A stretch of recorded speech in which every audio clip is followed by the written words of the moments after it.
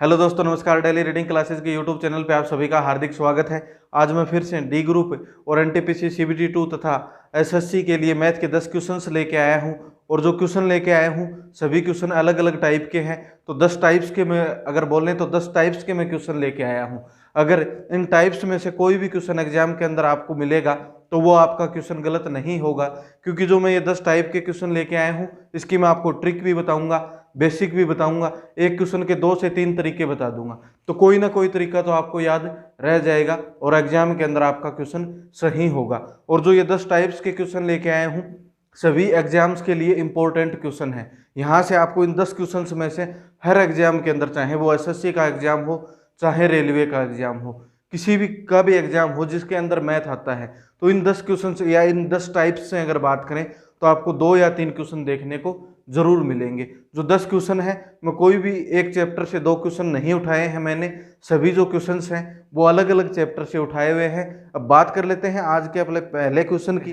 पहला क्वेश्चन क्या दिया हुआ है, देखो 5643 की पावर अपने को 567 दी गई है, 5689 की पावर अपने को 362 दी गई है और 4575 की पावर अपने को कितनी दी हुई है, 563 दी हुई है। और अपने से पूछा है कि इसका इकाई अंक क्या होगा। और आपको भी पता है इस प्रकार के क्वेश्चन आपको एग्जाम में देखने को मिलते हैं। लगभग एग्जाम जैसे पीछे डी ग्रुप का एनटीपीसी का एग्जाम हुआ था, तो एनटीपीसी के एग्जाम में हर शिफ्ट के अंदर यहाँ से कोई ना कोई क्वेश्चन इकाई अंक या यूनिट डिजिट का क्वेश्चन आपको देखने को मिला था। ठीक है, अब इस प्रकार का जो भी क्वेश्चन आएगा अपन कैसे निकालेंगे, देखो यहाँ पर आपको क्या नजर आ रहा है। जब भी आपको इकाई अंक निकालना हो, जब भी आपको इकाई अंक निकालना हो तो सिर्फ जो आपका इकाई अंक है इन पे ध्यान देना है। इन नंबर्स के जो इकाई अंक है इन पे ध्यान देना है। फर्स्ट बात तो आपको ये याद रखनी है कि जो पीछे 3 नंबर हैं इनसे अपने को कोई मतलब नहीं है। जो 5, 6, 8 ये जो पीछे 3 नंबर बच गए इनसे अपने को कोई मतलब नहीं है। अपने को तो इकाई अंक निकालना है, तो सिर्फ अपन इस नंबर के इकाई अंक पर ध्यान देंगे।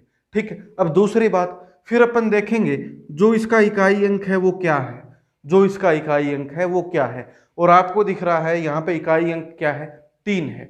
अगर इकाई अंक आपको 3 दिखाई दे या फिर इकाई अंक आपको 2 दिखाई दे, इकाई अंक अगर 2 दिखाई दे, अगर 3 दिखाई दे, अगर 7 दिखाई दे और 8 दिखाई दे, इन 4 नंबर में से कोई भी अगर आपको इकाई अंक दिखाई दे, 2, 3, 7 और 8, 2, 3, 7 और 8, अगर इन 4 डिजिट में से कोई भी आपको इकाई अंक दिखाई दे तो आप क्या करोगे, जो भी इस नंबर के ऊपर पावर दी हुई मिले, जो भी इन नंबर्स के ऊपर पावर दी हुई मिले उसमें आप 4 का भाग लगाओगे।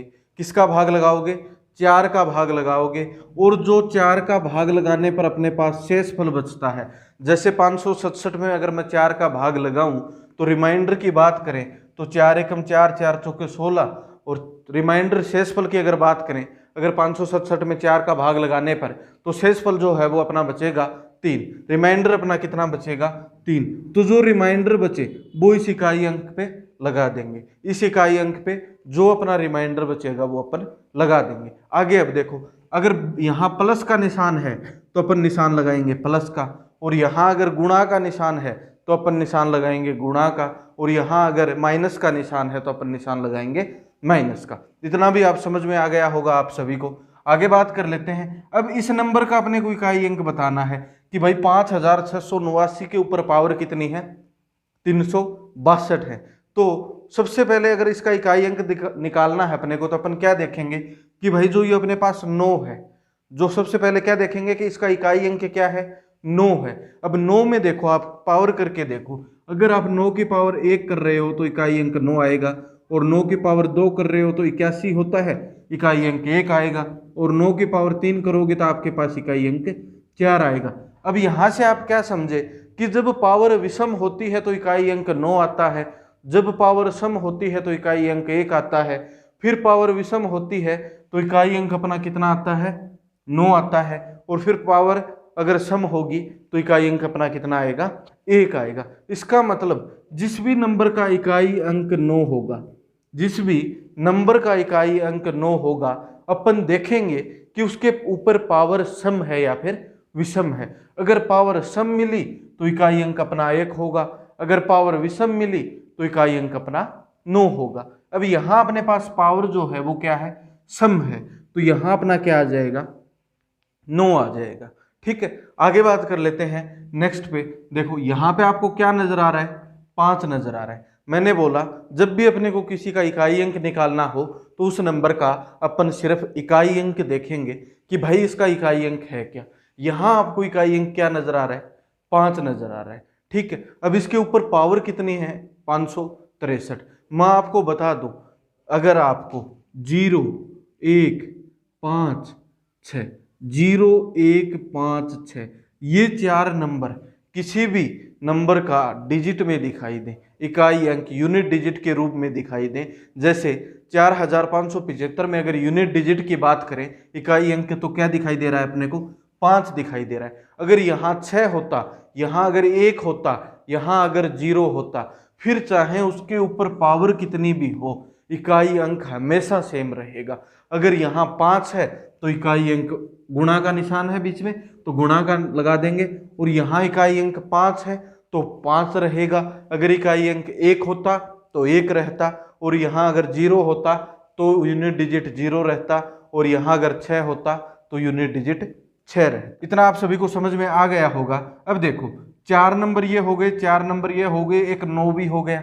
ठीक है, अब आप बोलोगे कि सर 4 नहीं आया, 1 आ गया, 2 आ गया, 3 आ गया, 4 नहीं आया है, 5 6 7 ये तो बता दिया। तो चलो यहाँ अपन अब 4 भी देख लेते हैं। जैसे आपको कोई नंबर मिल जाए 9644, इसकी पावर मिल जाए 361, तो जब इस प्रकार से आपको यूनिट डिजिट 4 मिल जाएगी ना, तो अपन क्या करेंगे, ये और देख लो। देखो अब 4 की पावर 1 करके देख लो, 4 की पावर 1 करोगे क्या आएगा, 4, और 4 की स्क्वायर करोगे तो कितना होता है, 16, इकाई अंक कितना आया, 6, और 4 के क्यूब करोगे तो 64 होता है, इकाई अंक अपना कितना आ रहा है, 4, और 4 की पावर 4 करोगे तो फिर इकाई अंक अपना कितना आ जाएगा, 6। इसका मतलब क्या समझ में आया आपको कि अगर पावर विषम है तो इकाई अंक 4 आ रहा है, और पावर सम है तो इकाई अंक 6 आ रहा है। तो यहाँ पावर विषम है तो इसकी इकाई अंक की बात की जाए तो वो कितना आ गया, 4 आ गया। अब अपन अपने क्वेश्चन पे चलते हैं। यहाँ देखो आपको क्या दिखाई दे रहा है, 3 की पावर 3,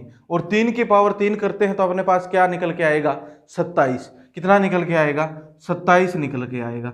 और मैंने बोला जब अपने को यूनिट डिजिट निकालनी हो तो सिर्फ अपन यूनिट डिजिट पे ध्यान देंगे, और यहाँ पे यूनिट डिजिट कितनी है, 7, प्लस में ये 9 है, यहाँ पे गुणा 5, 9 और 5 कितने, 9 को अगर 5 से गुणा करेंगे तो कितना आ गया, 45, प्लस में 7। मैंने बोला जब भी अपने पास यूनिट डिजिट निकालना हो तो सिर्फ यूनिट डिजिट वाला अंक लेंगे। यहाँ 45 है तो सिर्फ 5 ले लेंगे, 7 और 5 कितने होते हैं भाई, 12, और इकाई अंक अपने पास कितना निकल के आ गया, 2। इकाई अंक अपने पास कितना निकल के आया, 2 निकल के आ गया। तो ऑप्शन नंबर ए है जो वो अपना क्या हो जाएगा, राइट आंसर हो जाएगा।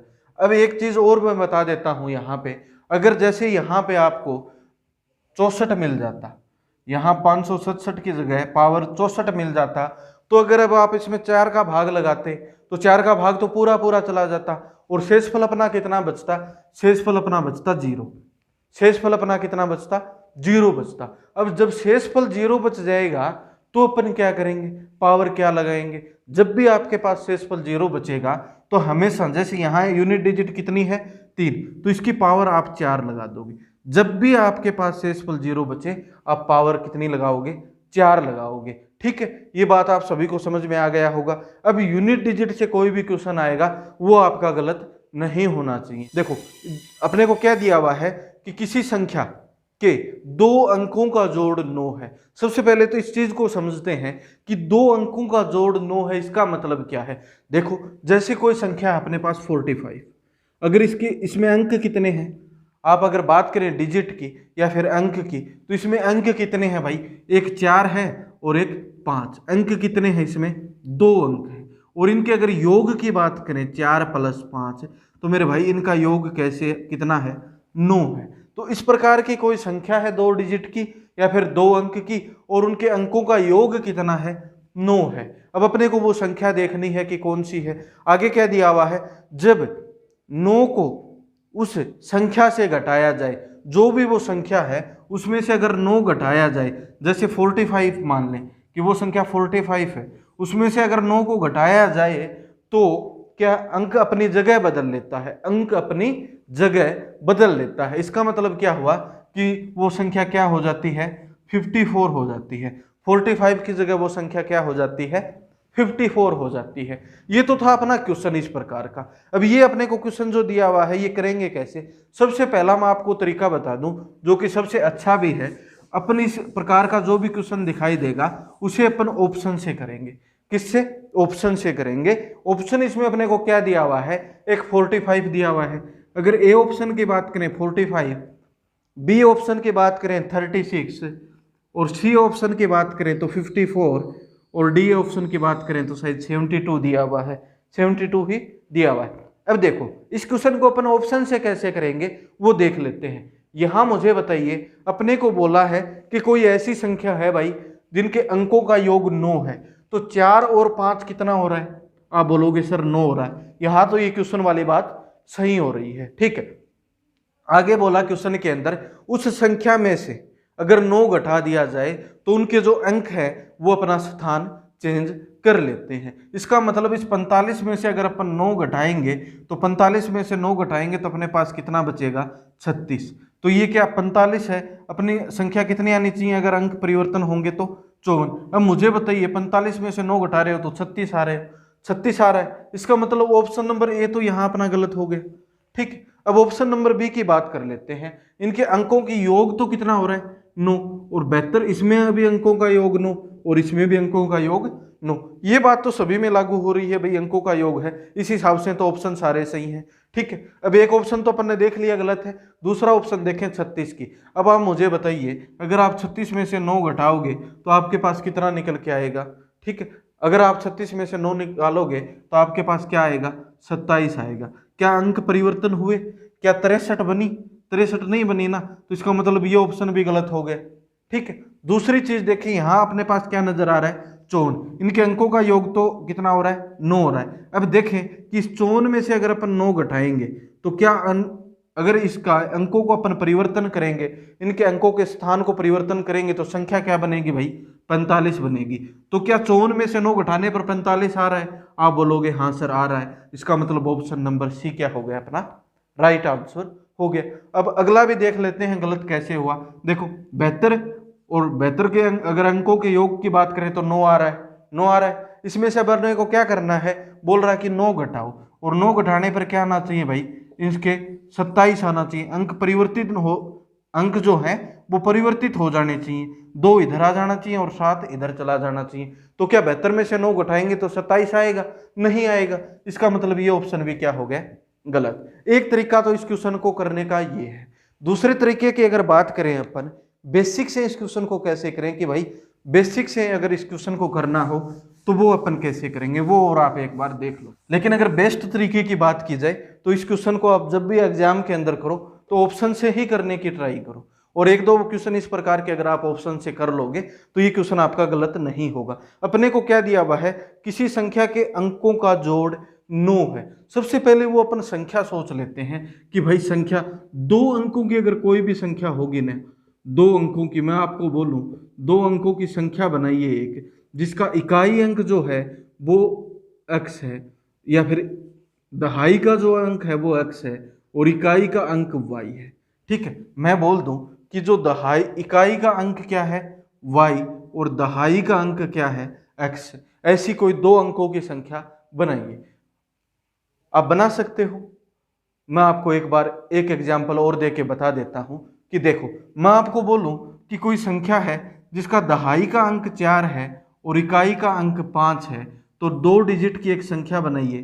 तो देखो 2 डिजिट की बनाना है एक नंबर, तो इकाई का अंक आपको दे रखा है 5 और दहाई का अंक क्या दे रखा है 4, वो संख्या क्या होगी 45, वो संख्या क्या हो जाएगी 45 हो जाएगी, ठीक है। तो इसी प्रकार अगर बात करें अपन तो देखो इस संख्या को कैसे बनाएंगे, अगर दूसरा तरीका अगर मैं बताऊं, यहाँ 10 कर देता हूं, गुणा में जो दहाई का अंक है वो कर दूं और प्लस में 5 करूं, तो मुझे बताइए क्या 45 ही बनेगा ना, 45 ही बनेगा। इसी प्रकार मैं इस संख्या को बनाऊं तो कैसे बनाऊंगा, 2 अंकों की कोई भी संख्या होगी वो होगी 10x plus y, 10x plus y है, ठीक है। कोई भी 2 अंकों की संख्या होगी वो क्या होगी 10x प्लस y। इतना आप सभी को समझ आ गया होगा। अब देखो अपने पास ये दी हुई है 10x प्लस वाई। अब बोल रहा है कि अंकों का योग जो है वो 9 है। इसका मतलब x प्लस वाई का मान अपने को कितना दिया हुआ है, 9 दिया हुआ है। और आगे क्वेश्चन में क्या बोला कि इस संख्या में से, वो संख्या क्या है अपने पास, 10x माइनस वाई। इस संख्या में से अगर क्वेश्चन के अंदर बोला गया है कि इस संख्या में से अगर मैं घटाऊं 9, कितना, अगर इस संख्या में से मैं 9 घटा दूं तो जो अपना आंसर है वो क्या आ जाएगा, अंक परिवर्तन हो जाएंगे। x की जगह तो y आ जाएगा और यहाँ पे कितना चला जाएगा, x चला जाएगा। ठीक है, अंक परिवर्तित हो जाएंगे। तो जो x है उसकी जगह y आ जाएगा और y की जगह क्या आ जाएगा, x आ जाएगा। ये अपने से क्वेश्चन के अंदर बोला गया है। अब देखो 10x plus Y minus 10y minus X बराबर कितना हो गया, यहाँ से 9। इस 9 को मैं बराबर के दूसरी साइड लेके चला गया, माइनस का था प्लस का हो गया। इस 10y को इधर लेके आया, माइनस का हो गया और ये भी माइनस का हो गया। ठीक है, इतना आप सभी को समझ में आ गया होगा। अब यहाँ देखो अपने पास 9x बचा और 9y बचा और बराबर क्या है 9। x माइनस वाई बराबर क्या हो जाएगा भाई, 1। यहाँ से अपने पास क्या निकल के आ गया, x माइनस वाई बराबर 1। अब एक समीकरण ये है अपने पास और एक समीकरण ये है। दो समीकरण, इन दोनों की तुलना करें अगर तो x माइनस वाई बराबर 1, y से y कट गया और 2x बराबर अपना 10 आ गया और x बराबर अपना कितना आया, 5। x बराबर अपना कितना आ गया, 5। अब आपको पता है कि x बराबर अगर 5 है तो y बराबर कितना होगा, 9 माइनस 5 4। तो वो संख्या क्या हो जाएगी मेरे भाई, वो संख्या क्या हो जाएगी, सॉरी, x बराबर अगर 5 है अपना, x बराबर आ गया अपने पास 5 और y बराबर अपने पास कितना आ गया, 4। अब वो संख्या क्या होगी, देखो अगर बात करें y की तो y यहाँ पे क्या है, इकाई अंक है। इसका मतलब y का मान अपन रखेंगे इकाई की जगह और x क्या है, दहाई। तो ये मान रखेंगे y, x का मान रखेंगे दहाई की जगह, तो वो संख्या अपनी क्या बन जाएगी, 54 बन जाएगी। समझ में आ गया होगा। ये क्वेश्चन है जो अपन बेसिक से कर सकते हैं इसको पूरा। सबसे मेन चीज है इसमें आपको ये संख्या बनानी आनी चाहिए। क्या, ये जो संख्या है ये आपको बनानी आनी चाहिए। फिर इस क्वेश्चन में कुछ नहीं है, बिल्कुल जो क्वेश्चन में आपको दिया हुआ मिले उसी प्रकार से 9 घटाना हो 9 घटा दो, 10 घटाना हो 10 घटा दो, 50 घटाना हो 50 घटा दो। कोई टफ क्वेश्चन है नहीं। और इस प्रकार के क्वेश्चन की अगर बात करें तो हर एग्जाम के अंदर आपको कोई ना कोई क्वेश्चन देखने को जरूर मिल जाता है इस टाइप का। ठीक है, अब बात कर लेते हैं नेक्स्ट क्वेश्चन की आज के की। नेक्स्ट क्वेश्चन क्या दिया हुआ है, किसी त्रिभुज के कोणों का अनुपात 2:3:5 है। कोई त्रिभुज दिया हुआ है जिसके कोणों का अनुपात अपने को 2:3:5 दिया हुआ है। त्रिभुज तो आप सभी को पता होगा क्या होता है। ठीक है, 3 रेखाओं से घिरी हुई बंधाकृति को क्या बोलते हैं, त्रिभुज बोलते हैं। ठीक है, अब ये जैसे अपने पास कोई त्रिभुज बोल रहा है कि कोई त्रिभुज है, इसके कोणों का अनुपात, इनके कोणों का अनुपात क्या दिया हुआ है, 2:3:5 क्या दिया हुआ है, 2:3:5 दिया हुआ है। मुझे बताइए कोई भी त्रिभुज है उसके टोटल कोणों का योग कितना होता है, आप बोलोगे 180 डिग्री। कितना होता है, 180 डिग्री। और इनका योग कितना हो रहा है, 5 और 3 8 और 2 10, और 10 का मान अपने को कितना दे रखा है, 180। 1 का मान कितना हो गया, 18। किससे गुणा करेंगे 10 को जब 180 आएगा, 18 से। ठीक है, तो यहां अपने से पूछा क्या गया है, सबसे छोटे कोण का। सबसे छोटा कोण कौन सा दिखाई दे रहा है आपको, 2 वाला। तो इसको भी किससे गुणा कर देंगे, 18 से। तो 18 दूनी कितना आ गया, 36। तो अपना राइट आंसर की अगर बात करें तो वो क्या हो जाएगा, 36 हो जाएगा। अगर आपसे पूछता कि सबसे बड़ा कोण बताइए तो इसको भी आप किससे गुणा कर देते, सबसे बड़ा कोण कौन सा दिखाई दे रहा है, 5, और इसको आप किससे गुणा कर देते, 18 से गुणा कर देते। अब देखते हैं आज का नेक्स्ट क्वेश्चन अपना। नेक्स्ट क्वेश्चन देखो क्या दिया हुआ है, कप्तान और सैनिकों को मिलाकर कुल 1200 व्यक्तियों का एक समूह है, एक रेल यात्रा कर रहा है। बोल रहा है कि कुछ कप्तान है और कुछ सैनिक है, और अगर उन टोटल उनकी संख्या की बात करें तो 1200 है। ठीक है, और एक रेल यात्रा कर रहे हैं। यदि प्रत्येक 15 सैनिकों पर एक कप्तान है। देखो अगर टोटल यात्रा की अपन बात करें तो टोटल सैनिक और कप्तान मिलके कितने यात्रा कर रहे हैं, टोटल 1200 व्यक्ति यात्रा कर रहे हैं। अब आगे क्या बोल रहा है क्वेश्चन के अंदर कि 15 सैनिकों पे एक क्या है, कप्तान। 15 सैनिकों पे एक कप्तान है। इसका मतलब है अगर बात करें उस ग्रुप की तो उस ग्रुप के अंदर टोटल व्यक्ति कितने होंगे, एक जो ग्रुप बनेगा उसमें टोटल व्यक्ति कितने होंगे, 16 होंगे, 15 सैनिक होंगे और एक कप्तान होगा, तो 16 हो जाएंगे।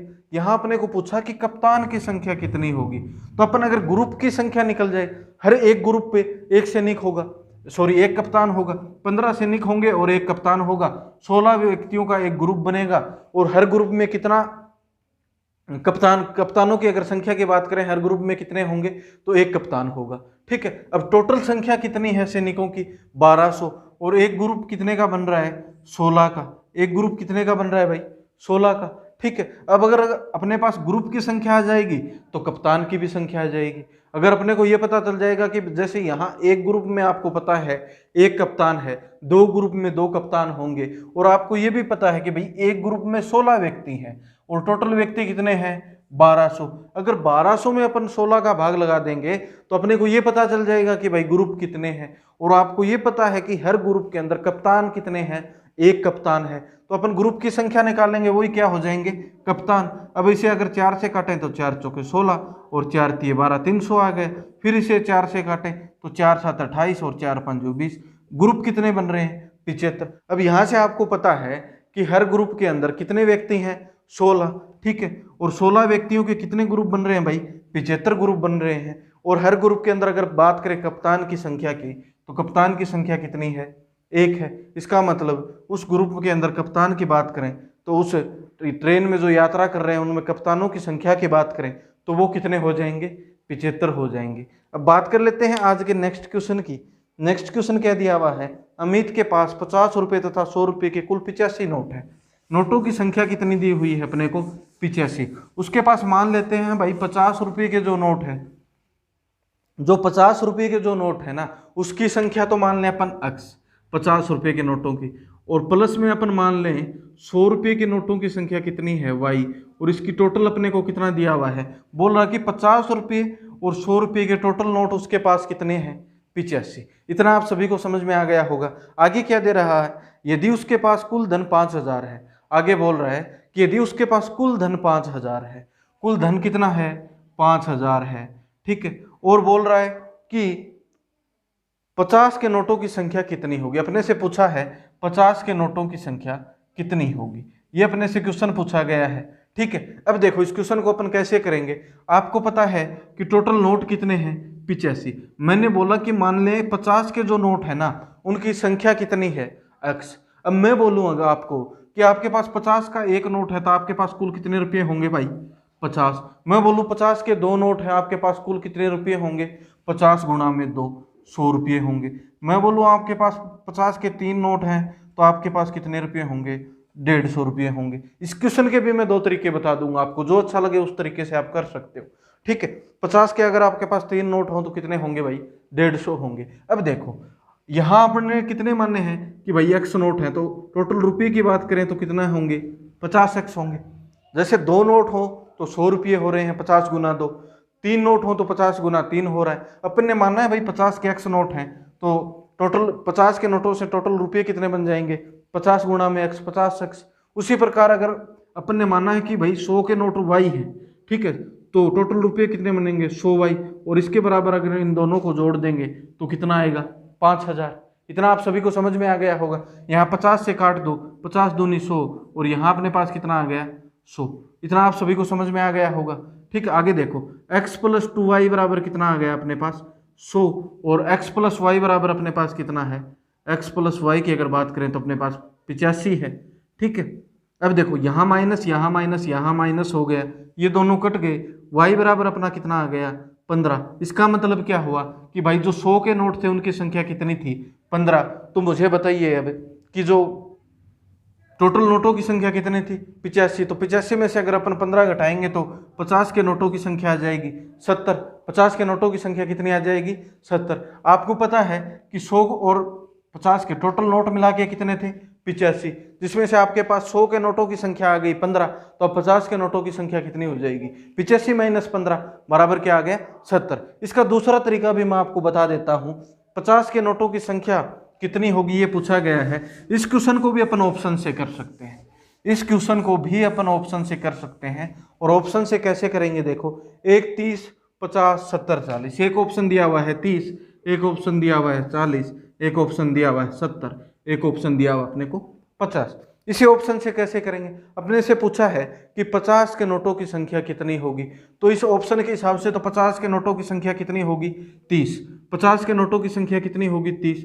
तो मुझे बताइए टोटल रुपये कितने बनेंगे भाई? 1500। 50 के नोटों की संख्या अगर 30 है तो टोटल रुपये कितने बने? 1500।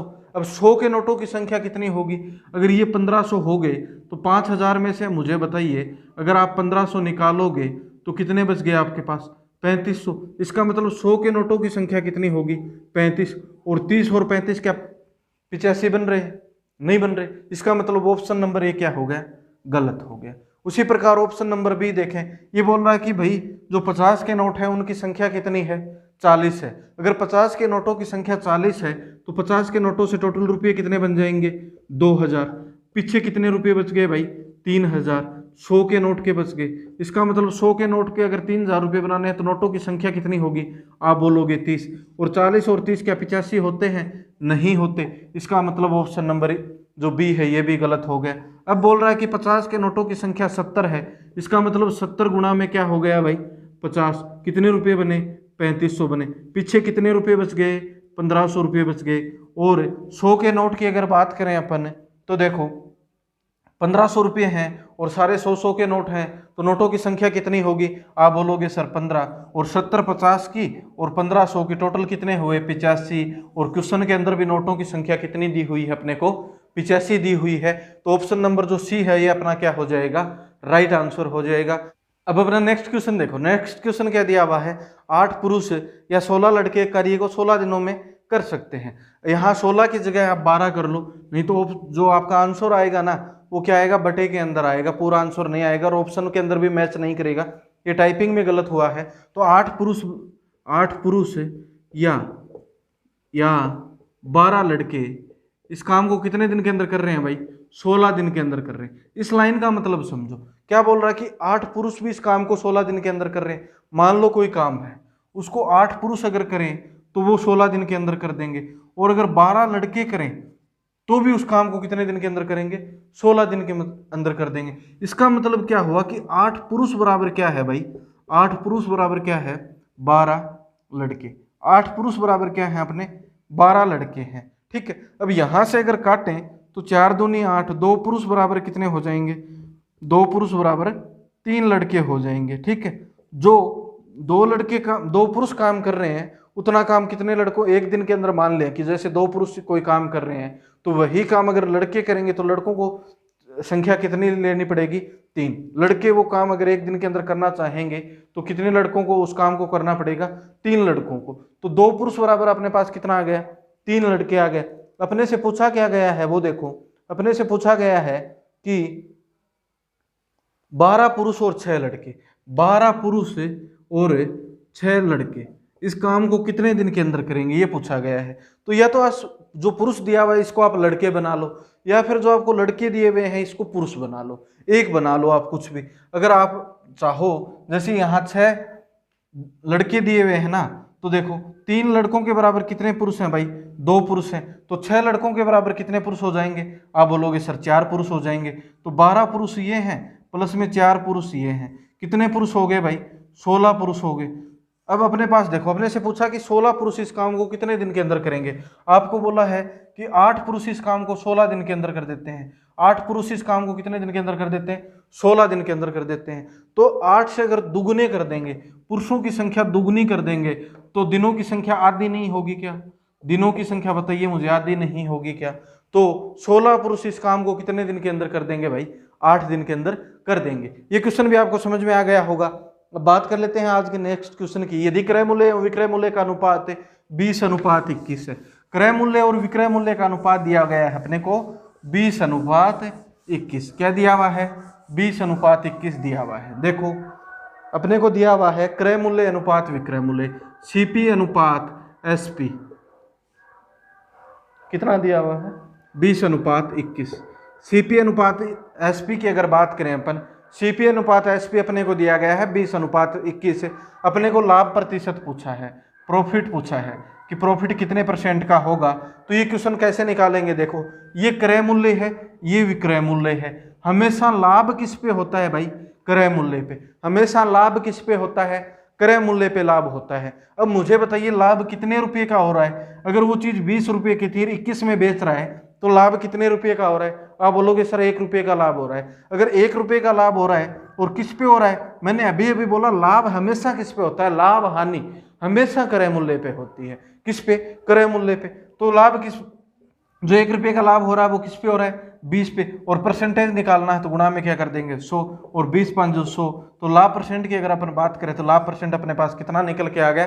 5% निकल के आ गया। अब बात कर लेते हैं आज के नेक्स्ट क्वेश्चन की। ए और बी की वर्तमान आयु का अनुपात अपने को दिया हुआ है 2:3। ए और बी है, उसकी वर्तमान आयु के अनुपात की अगर बात करें, ए और बी की वर्तमान आयु की अगर अनुपात की बात करें तो वो अपने को दिया हुआ है 2:3। आगे देखो, 8 वर्ष पहले ए 20 वर्ष का था। 8 वर्ष पहले ए 20 वर्ष का था, तो अब ए कितने ईयर का होगा? आप बोलोगे सर अगर वो 8 वर्ष पहले 20 वर्ष का था ना, तो अब 8 साल बाद वो कितने ईयर का हो जाएगा? 28। वर्तमान आयु उसकी कितनी होगी मेरे भाई?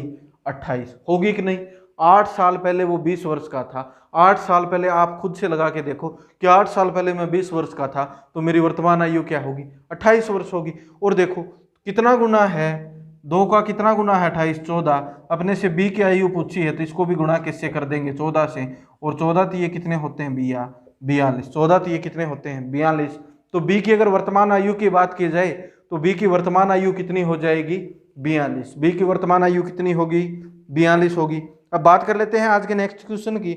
नेक्स्ट क्वेश्चन क्या दिया हुआ है? 4 - 5। देखो नेक्स्ट क्वेश्चन देखो, नेक्स्ट क्वेश्चन अपने को दिया हुआ है 4 - 5 1 + 1/3 + 1/2। ये क्वेश्चन दिया हुआ है। इस क्वेश्चन को अपन कैसे करेंगे? देखो सबसे पहले इस क्वेश्चन में क्या करेंगे, जो आपको नीचे संख्या दिखाई दे, जो आपको नीचे संख्या दिखाई दे इनको जोड़ लेंगे, या यहाँ गुणा दिखाई दे तो गुणा कर लेंगे, और घटा का निशान दिखाई दे, माइनस का निशान दिखाई दे तो माइनस करेंगे। यहाँ अपने को प्लस का निशान दिखाई दे रहा है। 3 में अपने को क्या जोड़ना है भाई? 3 में अपने को जोड़ना है 1/2। अगर 3 में 1/2 जोड़ेंगे तो अपना आंसर क्या आ जाएगा? 7/2 आ जाएगा। तो यहाँ इसकी जगह मैं अब 7/2 भी लिख सकता हूँ। क्या लिख सकता हूँ? 7/2 लिख सकता हूँ। और 1/7/2 इसका मतलब क्या हो गया? 2/7। इसका मतलब क्या हो गया भाई? 2/7। ठीक है, इतना आप सभी को समझ में आ गया होगा। अब अपने को मैंने बोला अपने को सिर्फ नीचे नीचे की संख्या जो आती चलेंगे उसको जोड़ते चलेंगे। अब अपने को जोड़ना है 1 + में 2/7। 1 में किसको जोड़ना है भाई? 2/7 को। और 1 में अगर आप 2/7 को जोड़ोगे तो आपके पास क्या निकल के आ जाएगा? 9/7। अब अपने पास आ गया 4 - 5/9/7, यही निकल के आया। अब जो ये 7 है ये तो ऊपर चला जाएगा, तो 4 - 5 × 7/9 आ गए, और 5 - 7 = 35 होते हैं। अब देखो अपने पास क्या निकल के आ गया? 4 - 35/9, और 9 को इससे गुणा करेंगे तो 36 आ गया। 36 - 35/9, और 36 में से 35 निकालेंगे तो कितना बचेगा? 1, और बटे में क्या है? 9। तो अपना जो आंसर है वो क्या हो जाएगा? 1/9 हो जाएगा। तो ठीक है, ऑप्शन नंबर ए जो है अपना राइट आंसर होगा। नेक्स्ट क्वेश्चन दिया हुआ है 56 4x और 6। 56 4x और 6 कोई संख्या है।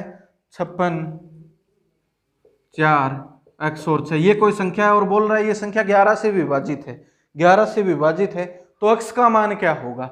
सबसे पहले तो अपने को पता होना चाहिए कि भाई 11 के विभाजकता का अगर नियम की बात करें तो 11 के विभाजकता का नियम क्या होता है? आप मुझे बताइए 11 की विभाजकता का नियम क्या होता है? 11 की विभाजकता का नियम होता है सम स्थान पे जो संख्या है उनको जोड़ देंगे, और विषम स्थान पे जो संख्या है उनको जोड़ देंगे, और उनका अगर फिर उनको घटा देंगे, और घटाने के बाद अगर 0 बचता है तो वह संख्या किससे विभाजित होगी? 11 से। इसका मतलब विषम स्थान पे एक 5 है, अगली संख्या से 4, उससे अगली है 6। इसमें से अपने को घटाना क्या है? 6 + x। इसमें से क्या घटाना है अपने को भाई? 6 + x, और अपना बचना कितना चाहिए? 0। अब देखो 6 और 4 कितने हो गए? या तो इसको जोड़ दो, या फिर जो घटा है इसको अंदर गुणा कर दो। -6 हो गया, -x = 0। 6 से 6 कट गया। 5 और 4 कितने हो गए? 9, -x = 0। x का मान ही निकालना है ना अपने को, तो इस x को बराबर के दूसरी साइड ले जाओ, x बराबर अपना कितना आ गया 9। तो x का मान कितना होगा 9। अगर x की जगह पे यहाँ 9 होगा तो ये संख्या क्या होगी 11 से पूर्णतः विभाजित होगी। आशा करता हूँ ये क्लास आपको अच्छी लगी होगी। अगर आप चैनल पे नए हो तो चैनल को सब्सक्राइब कर दीजिए, वीडियो को लाइक और शेयर कर दीजिए। धन्यवाद दोस्तों, मिलते हैं नेक्स्ट क्लास।